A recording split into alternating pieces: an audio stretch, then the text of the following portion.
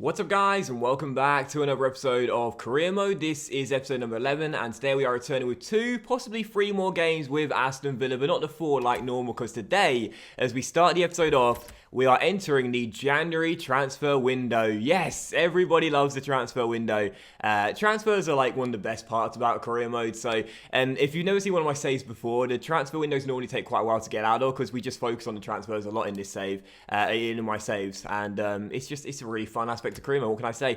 But the games today, if we're going to play 2, are going to be against Bristol City at home, as we try and extend that undefeated run in the Championship to 6 games, stretching back to our Leeds loss at the start of last month. Burton Albion away in the FA Cup third round. If we play a third game, which I'm kind of hoping we do, we'll have Burnley at home in the first leg of our Carabao Cup semi-final tie. I'm really excited for that, so I hope I can squeeze in 3 games today. I guess we'll have to wait and see. But as the transfer window is now open, you can see the chief exec lets us know that the transfer window is now open, so we can try and sign some players if we wish to do so. Here is a brief academy update. Joel Allen is not looking quite as good as he did when we first picked him up, sadly. I might go and release him, but Toby Lewis is still looking very good.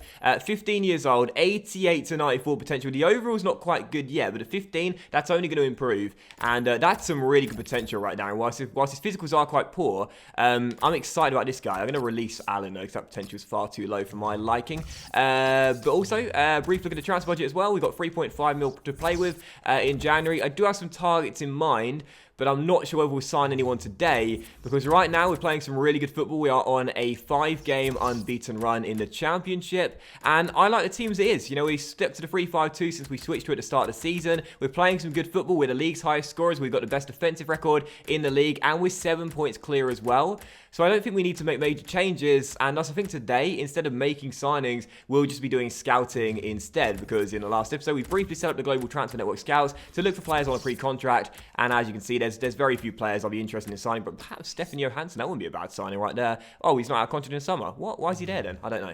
But either way, yeah, I'll probably just do some scouting today. We might sign one, I'm not too sure. But the first game is against Bristol City. It's at home. Let's get a win. And of course, as we are still undefeated at home this season, we're definitely fancying our chances of extending the record against the side right now, just 1 point above the drop zone. So let's do my team Millwall some favours and try and get them out of the relegation zone. Yeah, we're fielding quite a similar team to our win in the last game, but you might notice a lot of the players are tired heading to this one, but we can't really afford to rest them, really. Last time we rotated the side was against Brentford on Boxing Day, and we drew 0-0. We've got the FA Cup third round against Burton on the weekend. I'll rest them for that game, but for this one, they're going to have to soldier on and not worry too much about their fitness. So there's one change.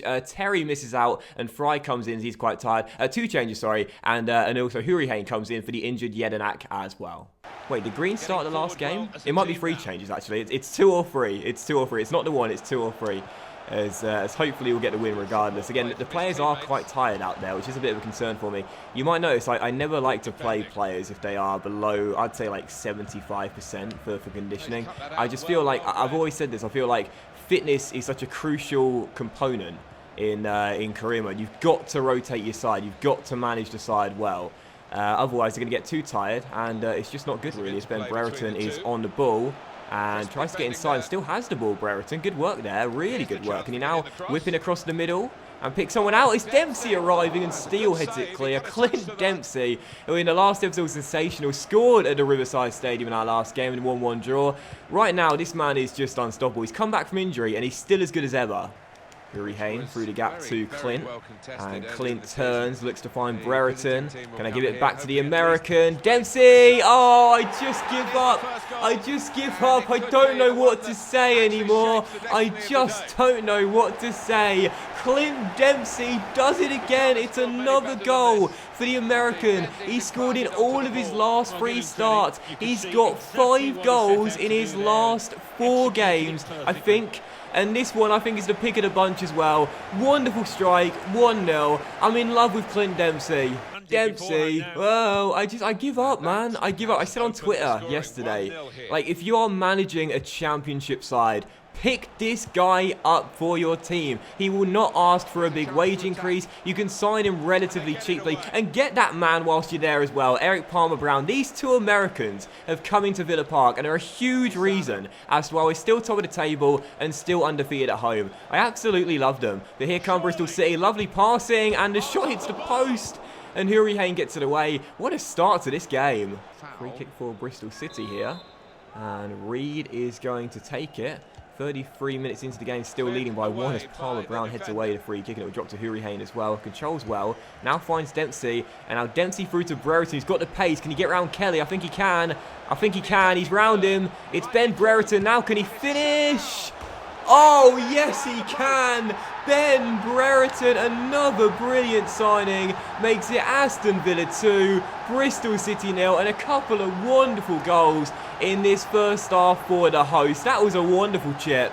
Takes it round the last man with the step over, beats him all ends up, and a lovely dink from just outside the area over Steele as it clips the inside of the post and nestles into the back of the net. Another brilliant signing for this year, Ben Brereton. Actually had a bit of a struggling start, but since then he's been absolutely fantastic. Another goal for Brereton this season, and I love this team right now. What can I say? I absolutely love this team. Bustos finds Clint, and Dempsey has options here. One is Brereton, one is Kodjia, and he's got Andre Green out wide, and this could be 3-0 just before the break. It's Green. Can he finish from a tight angle? Of course he can. Aston Villa 3, Bristol City 0. What a first half. And I was thinking, tiredness, could it affect the players? Definitely not. They're all fine. Palmer Brown with yet another interception. How many has this guy recorded in the game, let alone the season? As Dempsey finds Ben, and Brereton looks to release Clint. He's going to do so. Dempsey finds Kodjia, surely for 4-0. No, skied it way over. Dempsey through to Brereton. And Ben with a reverse step over, gives it back to the American. Kodjia's down the left-hand side, and Dempsey continues his run. Can I pick him out? Yes. Can Dempsey find space? Yes. Can he finish? Oh! Of course he can.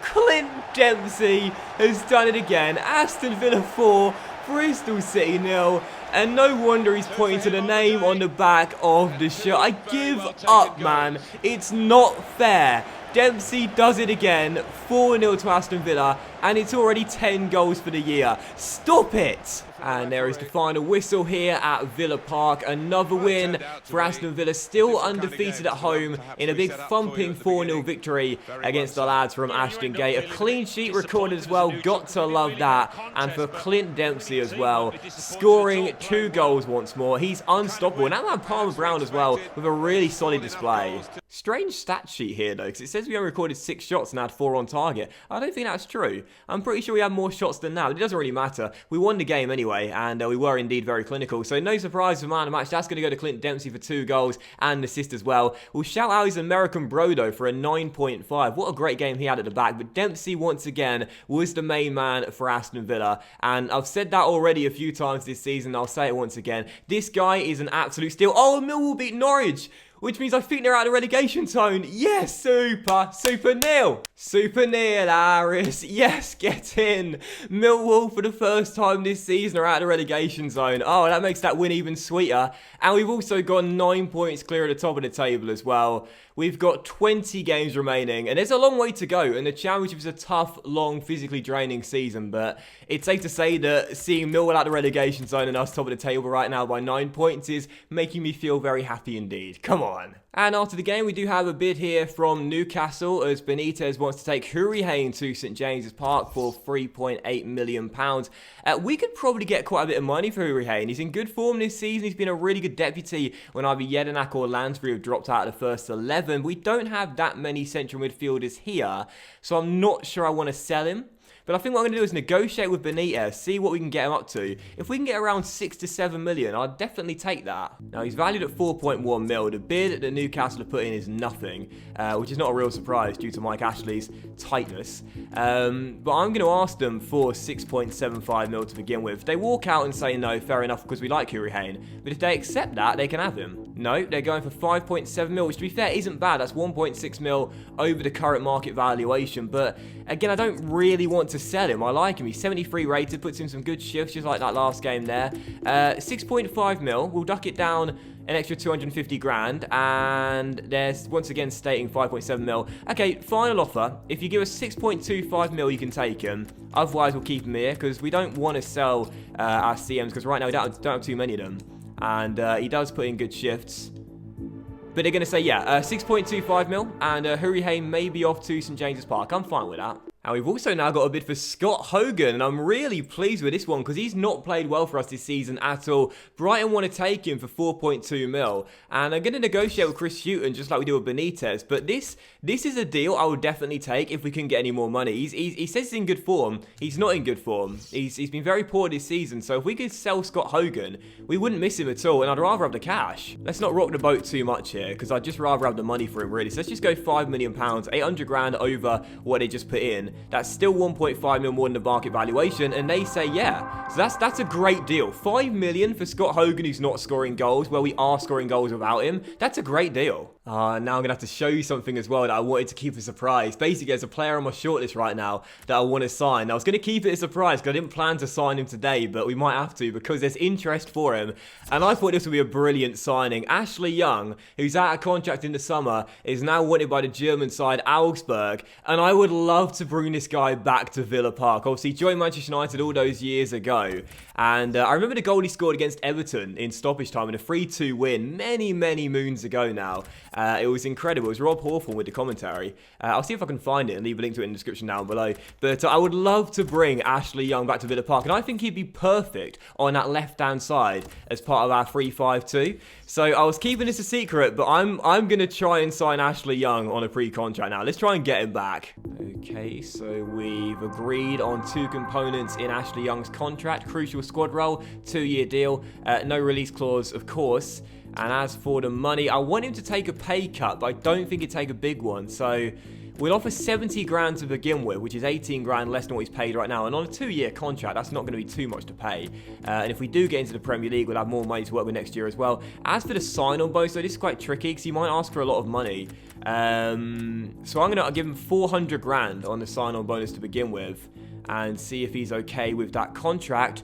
No, but he only wants a 3 grand a week extra pay increase, and that's still 15 grand less than what he's paid right now. The sign-on bonus is more. I'm going to remove that clean sheet bonus, and I think he'd ask for a little bit more on the wages there with the 640 grand sign-on bonus. Yeah, up to 75 grand a week, but that's still a wage cut, and I still think Ashley Young's got it, and I think he'd love to come back to Villa Park, make a statement. He's back to right the wrongs, get on board with the fans once again, and close out his career at Villa Park. Ashley Young, welcome back, son. We know that this time you're going to stay and you're going to be a really good addition if we do get back to the Premier League next year. This guy is going to be a great addition to our 3-5-2 next season. Physically, even at 32, he's still got some decent stats. Just like Dempsey, he's kept himself in good shape. Stamina's not bad. He's not as rapid as he used to be, but still pretty quick. And technically, the guy definitely still has it. 84 crossing, 86 curve, and the early crosser trait as well. I think that's a great signing right there. Some Aston Villa fans may not forgive him for leaving all those years ago, but look, it's water under the bridge now. Ashley Young's going to come back for next season, and I believe he's going to be a really good addition to the team as well. So it's time for our FA Cup third round tie. We are away from home to take on Burton Albion in an all-championship affair, and we are making 10 changes to the lineup from our win over Bristol City on New Year's Day. 4-2-3-1, and the only player that stays out there is Hurricane, as this may be his final appearance for the club, and that's why Scott Hogan starts us off as well, as I want to give them send-offs in hopefully a win and progression to the 4th round. So second game and possibly the final game today, it's Burton Albion. Let's make it through. Let's extend the undefeated run. I am really excited for Ashley Young to join us next season, by the way. Considering how good Clint Dempsey's been this year, our player of this season, it's the veterans, man. We've got to bring them in. And Ashley Young is just a perfect fit for this Aston Villa team. Getting him back to the club, and hopefully it'll prove to be an amazing signing for us. Once again, because of course he signed from Watford before that, as Jack Grealish is on the ball and turns his man and shoots and puts it just over the bar. A great start to this game. They're still tied at 0-0. Much less action than the last game. Of course, we are fielding 10 changes, so that is understandable, but wants to kick into gear at some point. There's Grealish on the ball, turns his man and pops it through to Hurricane. Probably playing his last game. Now Adoma to Rico Henry. And when this guy gets going, he's very hard to stop. We don't see much from him this year in our 3-5-2, but he's a really good left back. And that's a great cross. And there's Scott Hogan to head it in possibly his final game for the club, as he does the dead fish in front of the travelling fans. It only took us to accept a bid from Brighton for Hogan to finally score a goal. Great cross by Rico Henry after a storming run. Hogan's on the end of it, and he heads it in as if to say, that's what you're going to miss when I'm at Brighton. 1-0. Luke Varney through the gap to Palmer.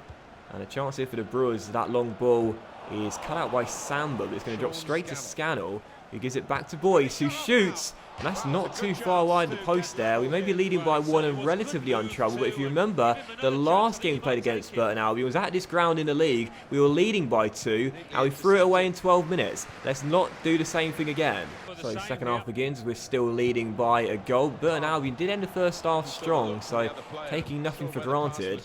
As Luke Varney now Mohammedi wrestle for the ball, but Varney wins it against Elmo and storms down the left, and he's got in behind him, and that's not a bad delivery either.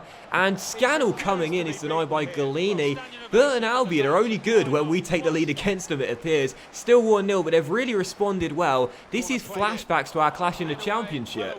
Oh, what a ball, what a ball, what a ball! Off the post by Boyce, but then he turns in the rebound. And with 21 minutes to go, Burton Albion have got their deserved equalising goal. A lovely through ball to Boyce. Split our defence. He played a 1-2 at the post, and it's 1-1. Well, it's no less than they deserve. Have a look at this, by the way. What a through ball. And then Boyce hits it off the post, follows in his own miss, and turns it into the open goal. It's no less than they deserve. They've been a better team, particularly in the second half. 1-1, and with 20 minutes to go, well, it really is deja vu here against Burton Albion once more. As Hogan's tackle, but it'll drop to Bjarnason. But no, Warnock is there instead and sends it long. And they're going for the win now. They've got 4 players going forward, including McFadzean, the defender. Scannell's pass deflects off Adoma, and Shaw wins it back. Back towards Akins. We're scrambling at the moment at the back right now. Allen on the ball. Gets it inside. And it might drop to his man, and Galini is there. We are holding on. What a thrilling end to this game. Still 1-1 as Burton Albion look for a late winner. Marvin Sordell has provided it, surely, and it's happened again. Burton Albion have come from behind against Aston Villa to score 2 goals. But in this game, they're surely going to get the win. Sordell off the bench, controls the corner, turns his man, and fires it past the Italian into the top corner. And it's no less than they deserve. 2-1. The Pirelli Stadium is absolutely jumping. Burton Albion have come from behind to surely head into the FA Cup 4th round. Sordell shot off the post. Scannell flicks it back in. It'll drop all the way to McFadzean. Off the bar this time. Up in the air. And then it's turned wide by McFadzean and behind for a goal kick. I'm speechless, guys. I'm absolutely speechless. How have they done this? They were absolutely terrible at the start of the game when we led by 1, and now they've been a different team, and they are going to thoroughly deserve progression to the FA Cup 4th round. I tip my imaginary hat because they've done it once again. Burton Albion come from behind. And that's it. We're out of the FA Cup in the 3rd round. Well, we have been absolutely stunned by Burton Albion for the 2nd time this season. They come from behind at the Pirelli to win it by 2-1. They took 10 of their 11 shots in the second half. What an extraordinary response. And what a half-time team talk that must have been. But for man of the match, Scannell got an assist. But I'm going to give it to the first goal scorer, Boyce, who had the audacity to play a 1-2 off the post. As Burton Albion come from behind against us once more to dump us out of the cup. And that's it. We're out of the FA Cup in the 3rd round, and the 1st round we entered. Quite embarrassing, but one of those things. And after the game, we can see that we've got 2 players returning from loan. Those are Sarkic from Wigan and Ross McCormack coming back from Australia. But also Scott Hogan has been sold for £5 million, so he leaves us with a goal which sadly counted for nothing. But Huri Haynes' transfer talks to Newcastle broke down, which in a way I'm kind of pleased with. The cash would have been good for us, but we don't have that many midfielders here anyway, so I'm kind of glad that he's staying, really. But also a bid for Bjarnason, our Icelandic midfielder. Derby want to take it to Pride Park for 2.35 mil. I'm okay with that. 29 years old, pretty decent player. We've got enough cover in the wide midfield areas, though. I'm okay letting him go. And as you can see what it does to our budget as well, we now have around £6 million to play with in our kitty. And I might try and make one more signing to end today's episode as well. I'm not sure we'll get time for the first leg of our Carabao Cup semi against Burnley. I think we'll play that in the next episode.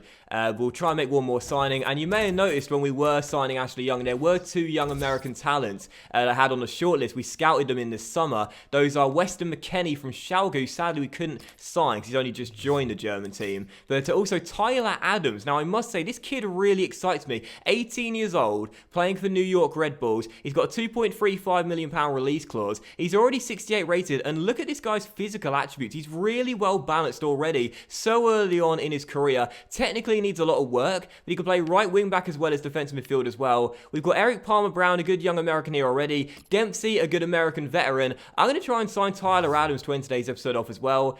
Should we pay the release clause? No, let's try and get a cheaper deal and see if we can convince the guy to come to Villa Park. So he's valued at 1.5 mil, and we're just going to offer a straight 1.5 mil bid to begin with. I thought that Hurricane was going to leave, hence why I put these guys back on the shortlist after we scouted them at in the summer transfer window. And New York Red Bulls are okay with that. A valuation bid for Tyler Adams, and that could be another steal like Palmer Brown's bid.